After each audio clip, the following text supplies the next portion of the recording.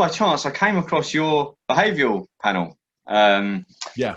about a couple of months ago. I'm kind of hooked. Especially obviously the Prince Andrew thing, which was just incredible. It's just got me hooked now, and obviously I watch the stuff. Now I've always had this interest in kind of body language and like as I said, I've kind of watched your YouTube channel. I got your book. I haven't obviously finished reading it because I've only had it for about a week. Sure. And the first line that kind of or one of the first lines that got me was like, I've written it here. I walked into the room and began to talk, and there was already like a pre-established high level of trust. Yeah. And it was like, I could so see that from you, because you've got this aura about you that like everyone automatically takes to you, and it's so interesting, the whole, like, everything about body language and things like that.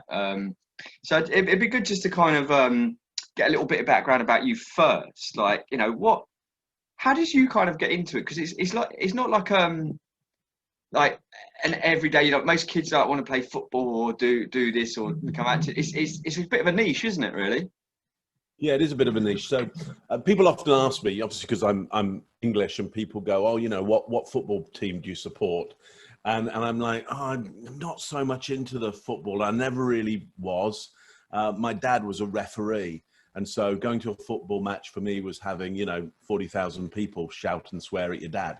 So that never really interested me very much. What I was really interested in was biology, was like animal life. And I was especially interested in kind of sea life. And I love going rock pooling and, getting into the creatures in there. And I was especially interested in how they move.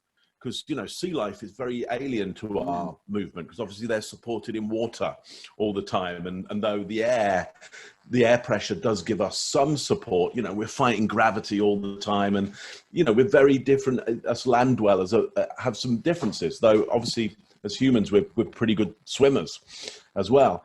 So I was kind of interested in that. And I think, first of all, I kind of wanted to be Jacques Cousteau and, an adventurer. Ultimately, what happened is I really got into visual imagery. I was pretty good at art and drawing pictures, and also looking at pictures and trying to work out what's that picture doing to me. And then I started to get into human behavior, human movement, and what is it about that movement that has an impact on me. So, for example, I'm not a massive boxing fan by any means. My brother's a boxer and he's well into it. Obviously, you'd have to be, yeah, to actually do it. You got to love the sport.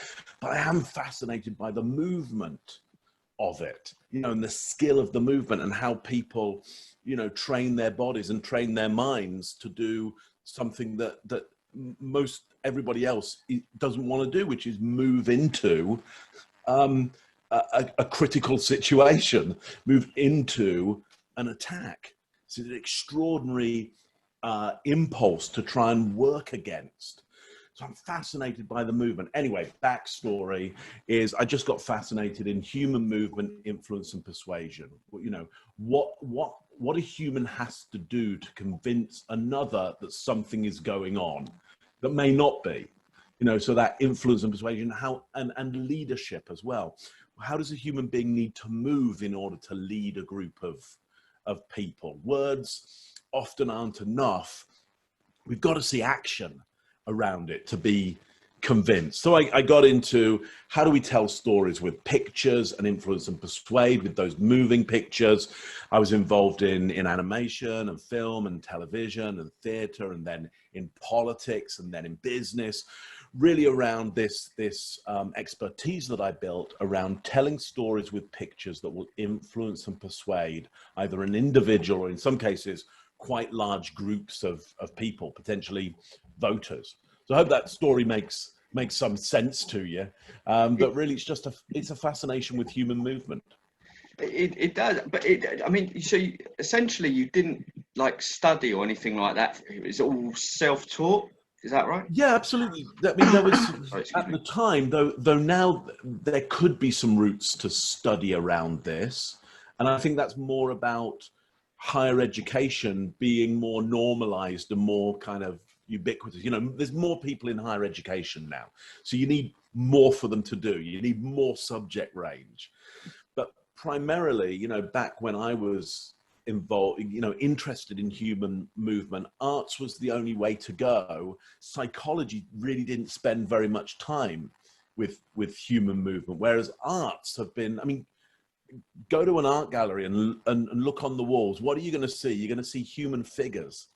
Even if somebody's done, you know, drawn a pot, painted a pot, the pot is shaped like a human, like we shape our world in a very human way. So yeah, to your point there, no, I didn't do a degree in psychology, and you know, I was just picking up every single book that I could and reading more than anybody else from an early age, and then you know, tracking down the actual people who were working in these areas and studying with them. So there was an obsession there. I think now you could probably, you know, put yourself together a university that you might be able to go to and study a specific area of psychology, and you might get close to getting good at this. For me, and still the case, I'm just trying to hang around and work with the other people who are expert and just fascinated by it.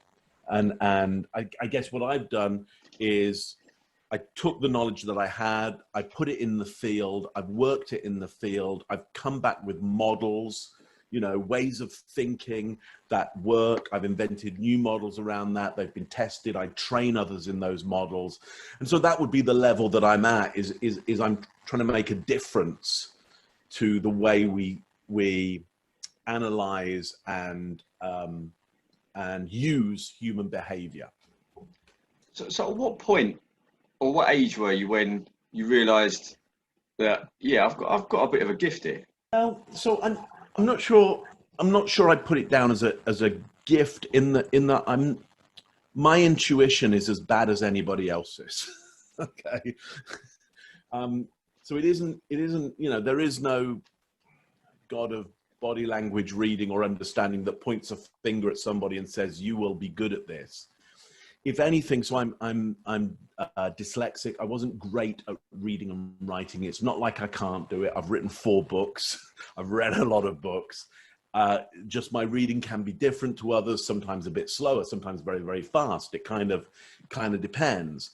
But certainly I didn't fit in with the usual model of here's how you do really good reading and writing, okay?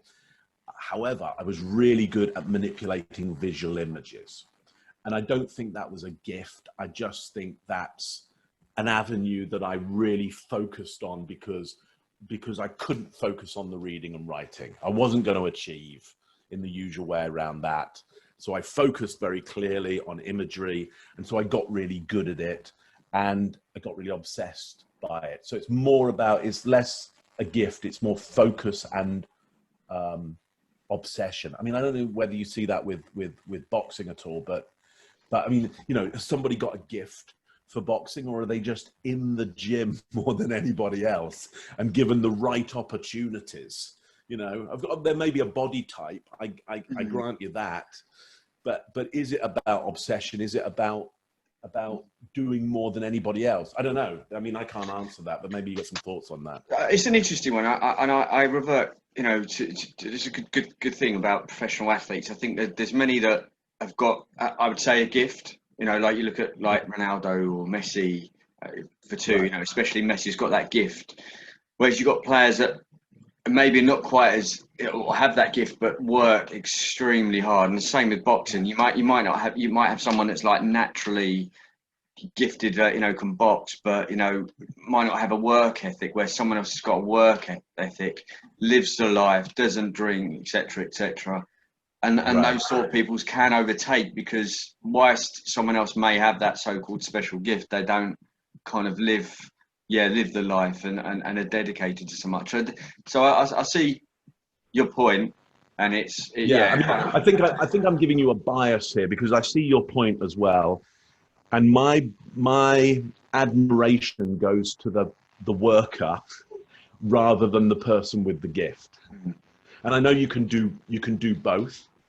But look, I've had this thought and this ethos and philosophy continually, is that everything can be learned.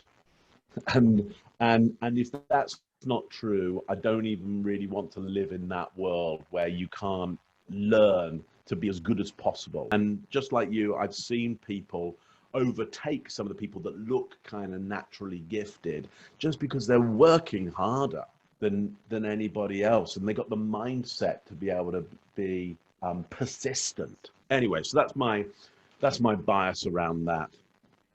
You mentioned, obviously you've written a few books, and obviously your website Truthplane, it's what you've kind of developed. Would you mind just giving like a bit of an overview and exactly what that is for people that don't know?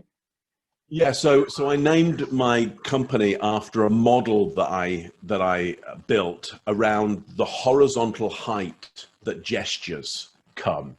Before this, nobody had really people had looked at gestures, what might gestures mean, and they had categorized them, but they'd never categorized or created a model around, well, what about the elevation of those gestures? And because from my observations and work, that seemed quite critical. It's critically, look, I can do this kind of holding gesture here, but I can do it at chest height and it has a certain effect on you. I can do it over my head and it has a whole different effect on you. I can do it down at my stomach area and it has a whole different effect on you. I can do it around my mouth and it's the same thing with my hands, just a different horizontal height. And so I created a model, the gesture plane system, around that. And really this was about trust and credibility. I was very focused at the time, still am, around why do we trust some people more than others and feel that they're credible even before they've opened their mouth. And as you were saying in our conversation earlier, that part in the first book that I wrote around, walking into a room and there's already trust. And it's because they've seen a behavior in me and it's triggered an instinct in them going, that guy's okay, we can trust him, he's going to be good. They have no idea. They have no idea at all. And so I split those gestures into what I call the grotesque plane, which is anything below the belt line, the truth plane, which is around about navel height, passion plane, which is chest height, closure and disclosure around the mouth, thoughts around the head, and ecstatic above the head. Now, that's not to say if somebody's gesturing around their head that they're thinking. We could be expressing our feelings and doing it here, but it will trigger, it's more likely to trigger a certain analysis from your unconscious mind that I'm a thinking person if I do very dexterous gestures around the head rather than very dexterous gestures around the chest, which feels kind of more emotional. This doesn't mean I'm being more emotional, more passionate, but it just triggers you around that simply because your body is just like my body. You look at just about every human being on the planet, and the by far the majority have 2 arms, 2 legs, and a head in exactly the same place as us. Our GI tracts are the same. There's so few differences, regardless of what gender or sex you are, or how tall, or what race you might think you're from, or where on the planet. Roughly 2 arms, 2 legs, and a head. We're all fighting gravity.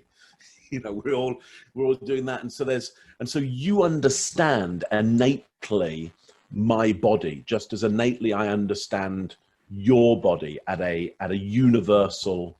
This book, Winning Body Language, takes people primarily through that gesture plane system, splitting the body up into kind of quadrants as well, the wheel plane and being one side of the wheel plane or the other side. There's stuff about what we call the table plane as well, which is a plane that kind of cuts off at the navel area and whether people are above that table plane with their center of gravity or below it. I mean, you'll probably see that in boxing as well. Somebody gets off balance, they're probably way above their table plane. Their center of gravity has come up too high and now they're really on their toes. and they stand the chance of being unbalanced, or if the center of gravity drops down below that table plane, they're really heavy and weighted, and so they're going to be harder to move around, you know, because they're so solid now with their center of gravity.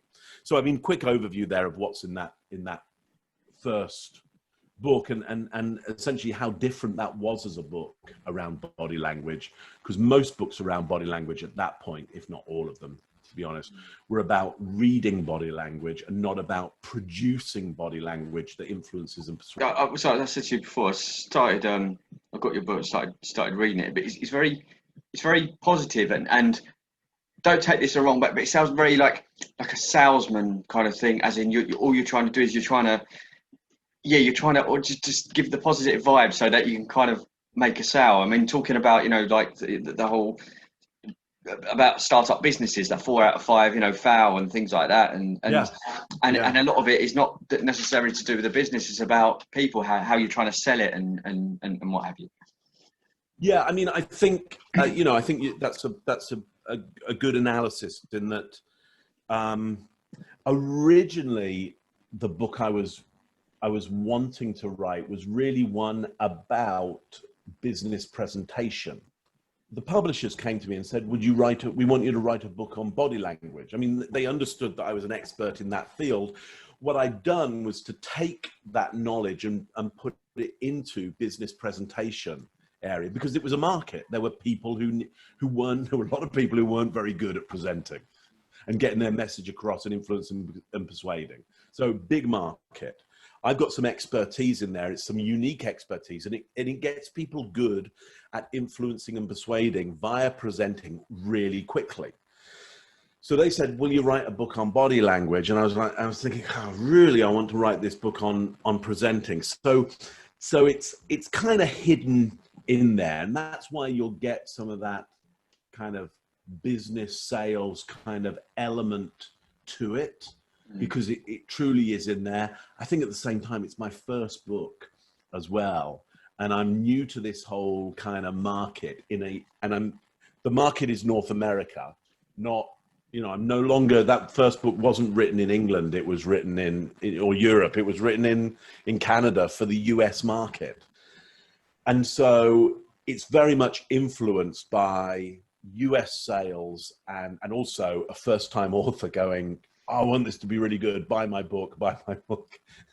And when I was first in this market, you know, because I had really very little world profile at that point, I was fairly aggressive about influence and persuasion, and using the words of influence and persuasion, not only in my writing, but in talks with people, and, you know, because I wanted to work and I wanted to sell. So I think you call it right. What's the difference then from the American market, or Americans in general, to, let's say, the British? I mean, do you see kind of much difference in body language, like business sense? You know, do you see the Americans a bit more like kind of more brash? Or I guess the best way to answer that, because to be honest, I wouldn't see.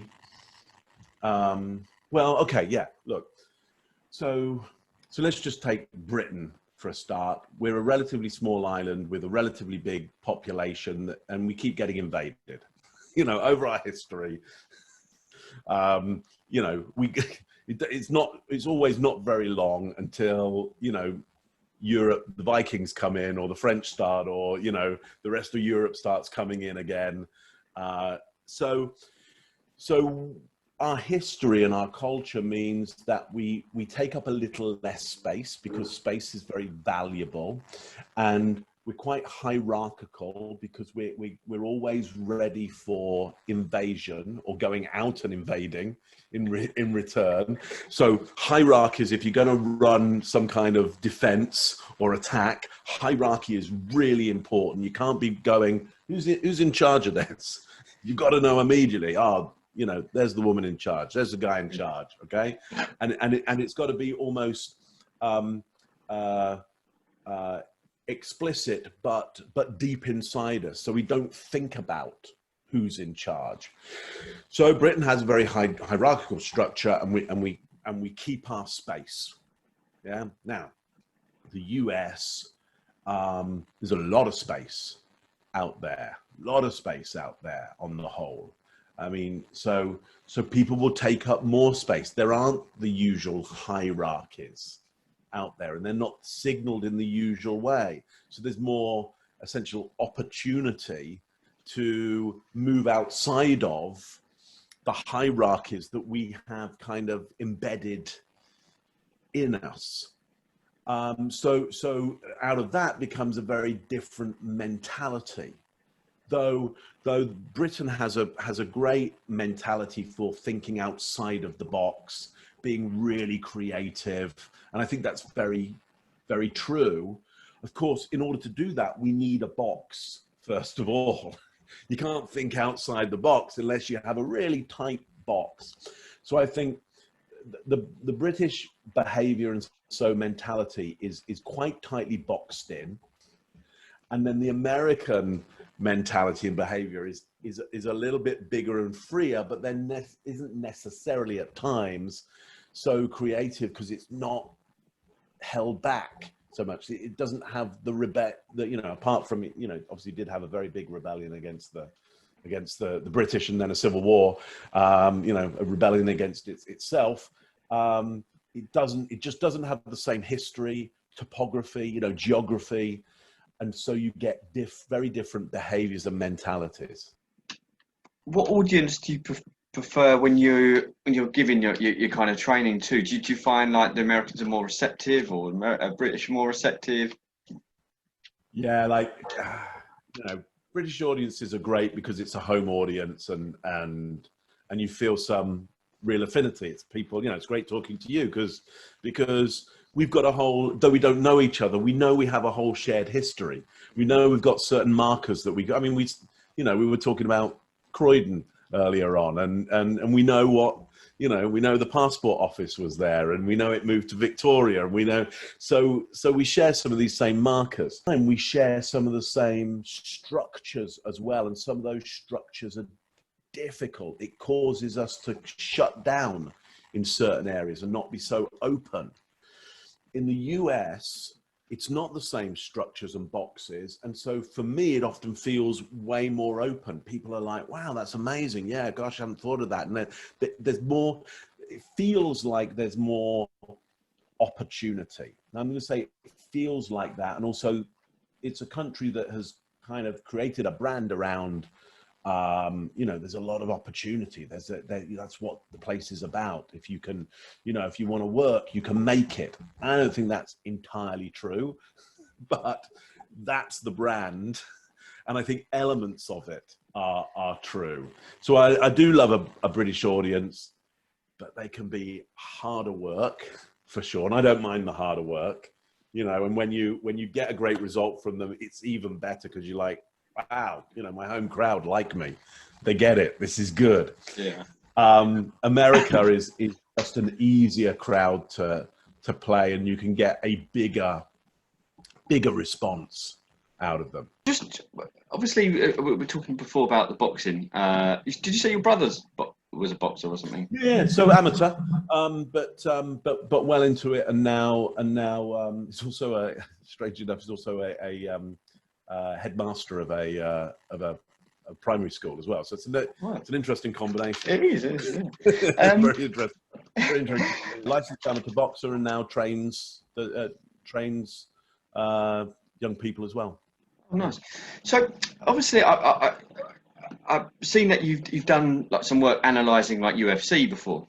And obviously, the channel is boxing, primarily boxing and MMA. So I thought that was really interesting because what I find interesting is, for instance, at press conferences when you've got your two, like your main event, two world stars, like let's say Joshua and Fury, for example, the body language is interesting because it's like I said, this is a bit of a long-winded one, but just little things when you can tell when they're riled up or what have you. I mean, tell me a little bit about the work you've done analysing the UFC, because I really find that interesting. Yeah, well, I found it interesting as well. So I think it was a channel called Bloody Elbow came to me, and they said, we got this channel and we just got this idea, which is we'll get you on camera and we'll, first of all, they said, do you know anything about this? I'm like, well, I know it exists, but I don't know anything. I've never watched, you know, I don't know any of the people. And they were going, well, okay, because this could be really interesting. Would you be willing to like, just look at, you know, moving images of them, film of, and we primarily focused, I think, yeah, we pretty much only focused on those meetings, what are those face-offs? What do you call them? Yeah, like the press conferences. Yeah. Yeah, yeah. You know, where they come up for that. Yeah. That picture. You know, and I guess that's the moment where people really get into, where am I laying my bet on this? Whether it's actually they're gambling on it or they're just, you know, they're fans and they're going, how's this match going to go? Okay.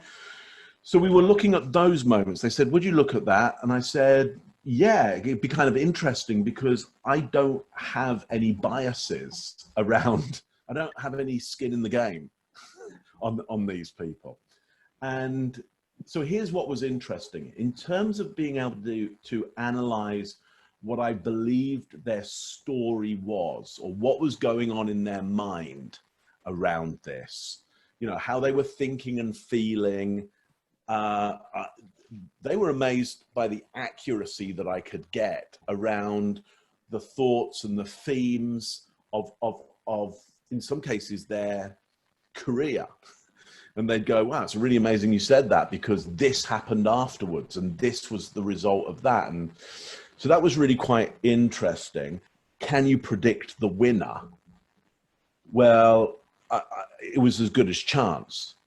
I mean, look, you know, if there was a human being out there that could predict look, if I could predict the winner, you know, I'd be sitting in I'd have all the money on the planet. Yeah, of course. So I wouldn't be allowed to bet anymore, basically. I wouldn't be able to gamble. They'd have thrown me out of every gambling shop and casino.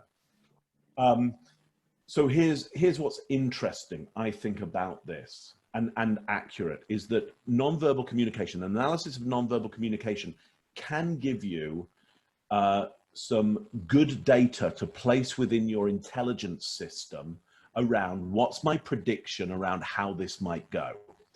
Now, if you don't know anything about the game, like what do you expect? Like, you've got to know some kind of form, but what we might call in body language baseline. We've got to go, okay, here's their baseline, and here's what I'm seeing. What's that? What's that change there? Why is that different? And what could that mean? And when we start to go, what could that mean? Then we can change our expectation of the outcome. Now, will we be accurate? We're trying to get more accurate. Would we bet money on it? Well, the more confident we get about our accuracy, we're maybe going to go, here's the way I think it's going to go.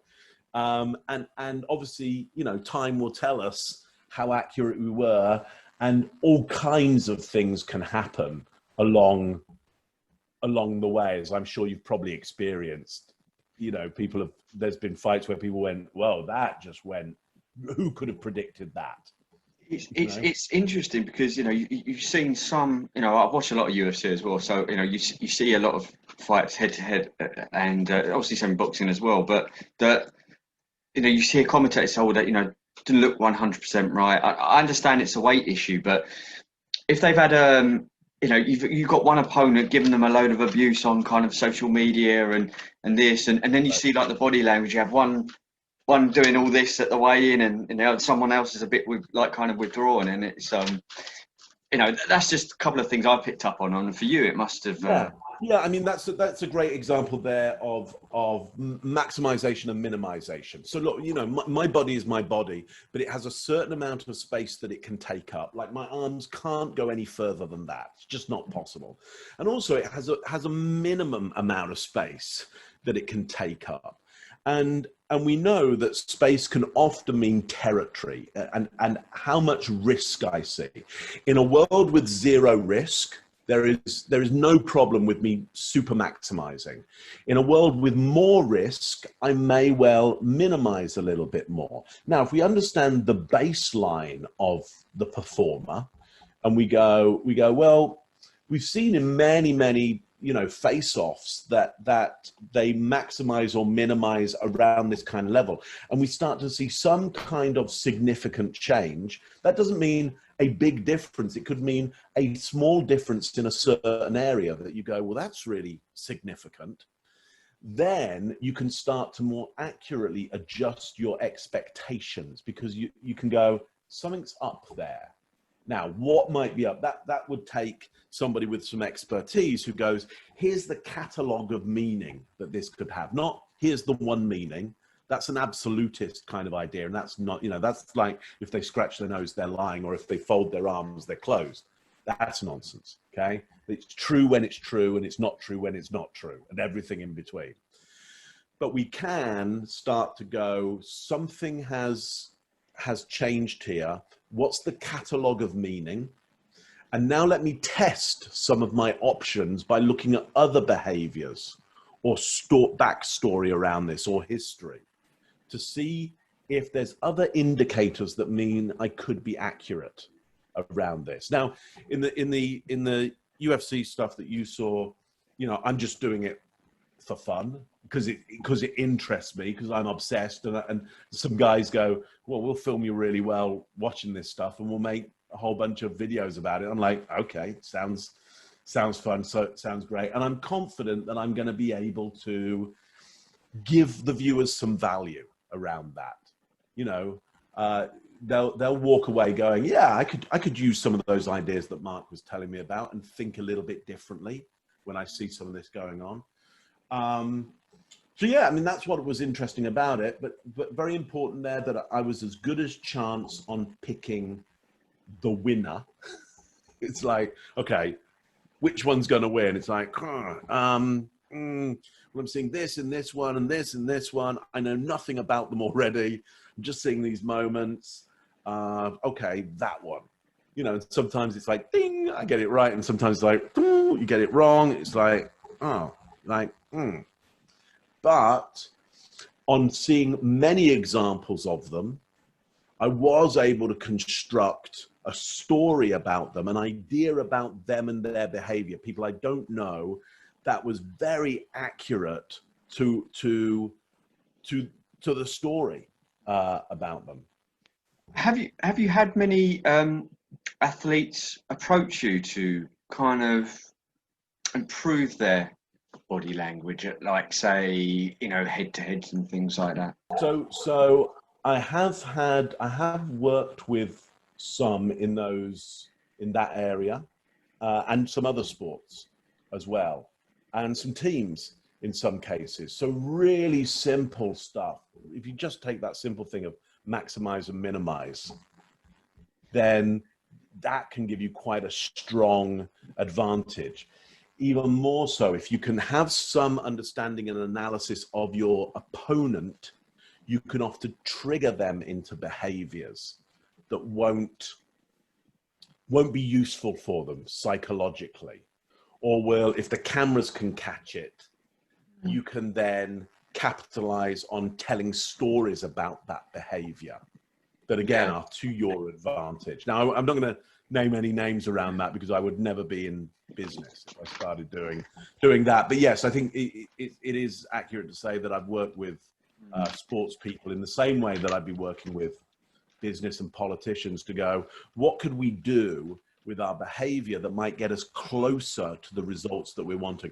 And of course, we're talking about top performers here. So increments of opportunity or advantage, increments of advantage are worth it, because the difference between, when you get that good, the difference between winner and loser can be minute, just minute. Maybe you need to have a word with Boris. Yeah, well, Boris is an interesting, he's an entertainer from my point of view. Great entertainer, brilliant entertainer.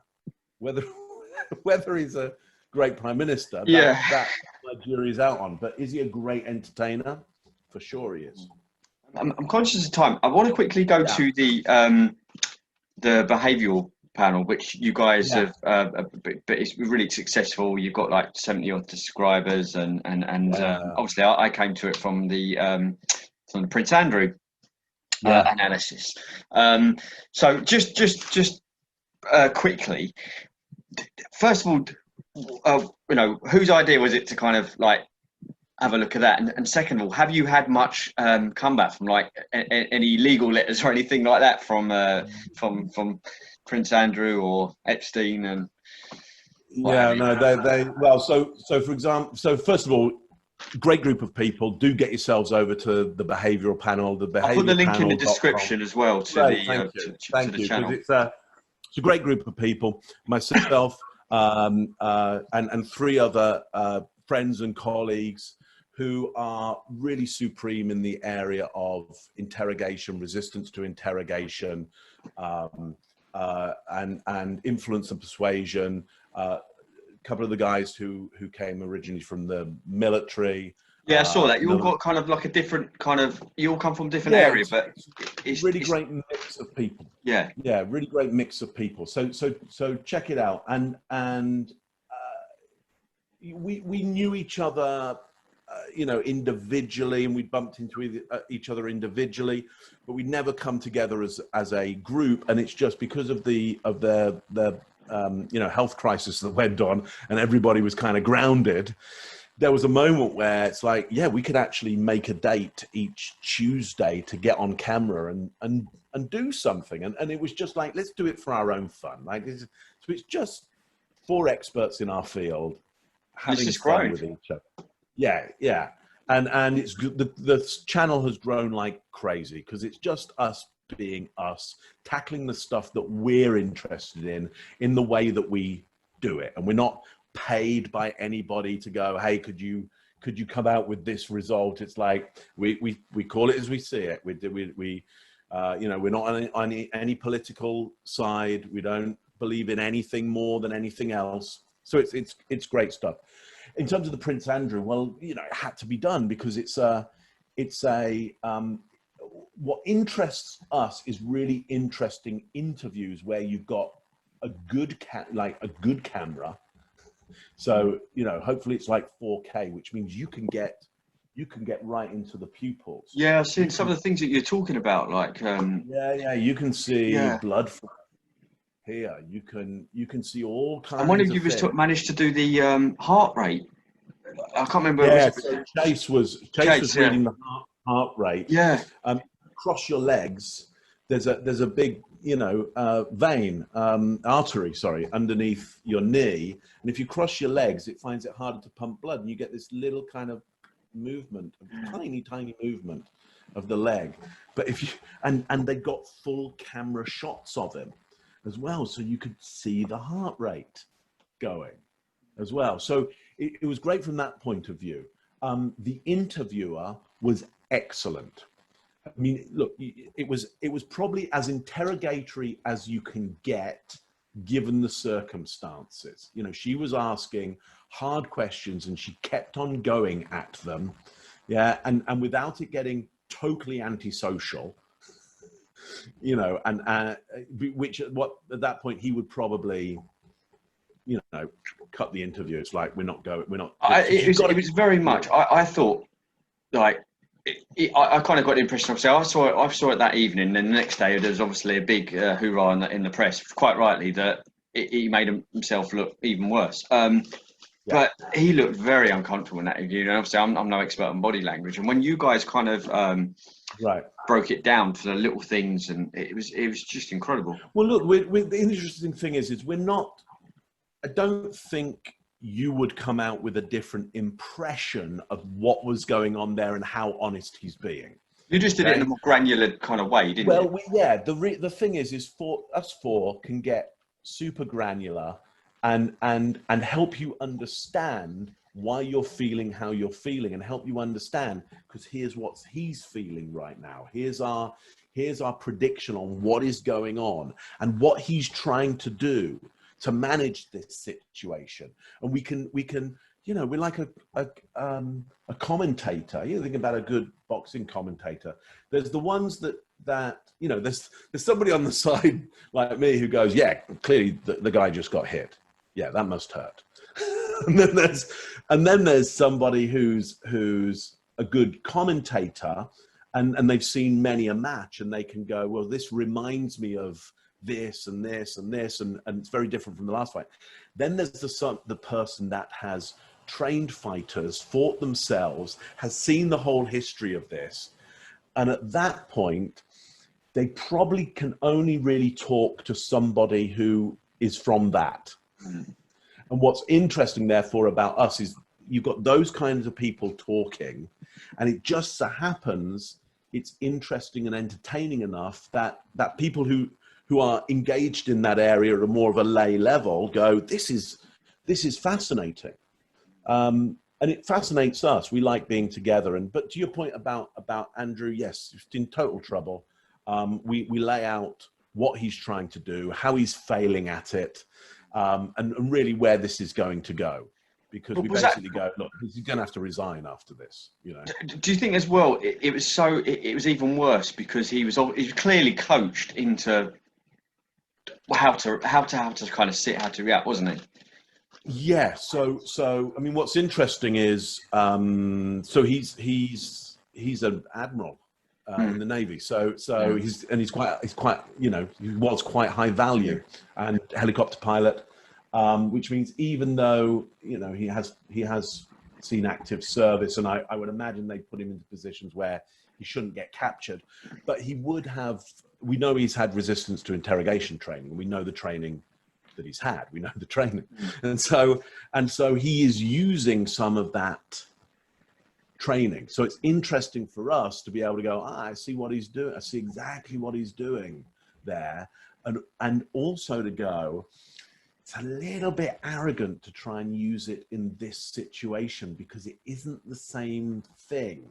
You can't, it's not going to help you by using some of your usual ways of performing in this particular situation. You know, the metaphor, maybe he shouldn't have got in the ring in the first place. He may have felt he was a good, you know, he was up to it and he's well trained.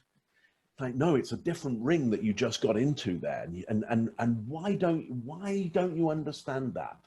So, I mean, that's what's interesting about the analysis from my point of view is going, what is it about a human being who goes and does that? They don't have to. In fact, they've been warned not to, if not told not to, and in they go.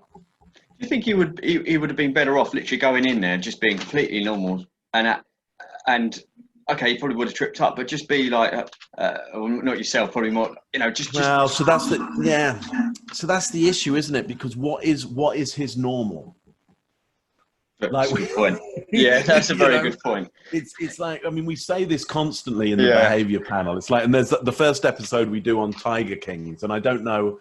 I assume that you've had Tiger Kings on Netflix in the but I haven't seen this Tiger King because it was one of them things, a bit like Game of Thrones, because everyone was banging on about it. I was like, right. Oh, God. Right. I was the same. I didn't watch it, and then I started to watch it, and actually, because I've spent time down in that part of the US, I'm like, well, this is just ordinary. This is not fantastical. This is not drama. This is people that I know. It's you know, they've got big cats. It's just barking mad. It's odd.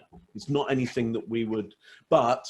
There, it's like, that's ordinary. Anyway, so I was saying about that, I was saying, look, the moment you go, oh, you know, I've got a couple of Siberian tigers in the back of the car, any baseline of behavior is all over the place because it's like this person lives with tigers. It means they do get up at 3 o'clock in the morning to go and get milk because tigers eat at 3 o'clock. Yeah, I tell your point. You know, so it's like, well, so somebody will go, well, what are you doing up at 3 o'clock in the morning?